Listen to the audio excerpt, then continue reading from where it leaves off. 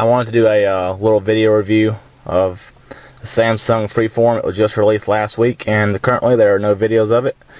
And I kind of like to see videos before I buy phones, and I figure you guys might too, until a good review comes out. You know, you can just see the basics of the phone before you go in the store. We had to wait like half an hour in line before we could see the phone in the Alltel store today, which was surprising because usually they're faster than that. But it was Sunday, and so people were out and about. But anyways, the first thing is the keyboard it's tiny. You have to use, you know, the side of your nails, you know, if you have big fingers like I do. And honestly, anybody has bigger fingers than these little things. But they use about the same style and size on the Trios, and people seem to get along with them. But really, I think it's even smaller than the Trios. It's a hard plastic. You know, it kind of slips off easy, but I've typed onto it and I've had no problem. You know, typed a message up. It is faster than the number pads by a long ways. The phone's overall size is not, you know, that big for a brick phone. Pretty cool. It's not too wide. It's kind of long, but not too long. I mean, people carry the iPhones around, and they're quite a bit longer than this. The screen is pretty visible. I know my camera here can't quite get all of it, you know, as good as maybe a professional camera would, but trying to get where you can see it. The menu layout's pretty easy to navigate. You use this little thing here, you know.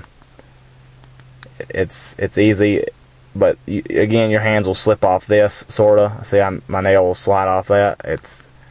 It's okay to do, but it could use like a rubberized texture to it. That would help. But you know, if you use with the flat of your hand, you know, it is easy.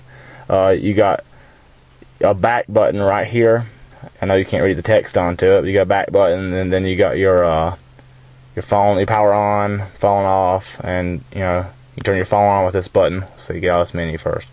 Turn your phone on with that, and look through all your contacts and stuff like that. The dialing is what's really going to be a pain with this phone. The keys, as I said, are small, but it's got the it's not a touchscreen phone.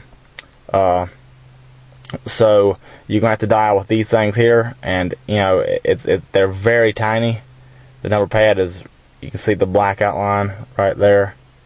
These 3 rows here have the numbers. That could be probably the worst thing. On the back, there is a micro SD slot. It's behind the cover here, which I took off because I cannot do it with one hand. You got a speakerphone. And on the side, we've got a camera button and the USB right here. Up top, there is the headphone jack. And I'm pretty sure that this is a 2.5 millimeter, so your standard headphone jacks will not work. You have to have an adapter. On this side, you have the up and down button, which I know controls the volume. I don't know what all else it controls. We just got it today, in fact, a few hours ago.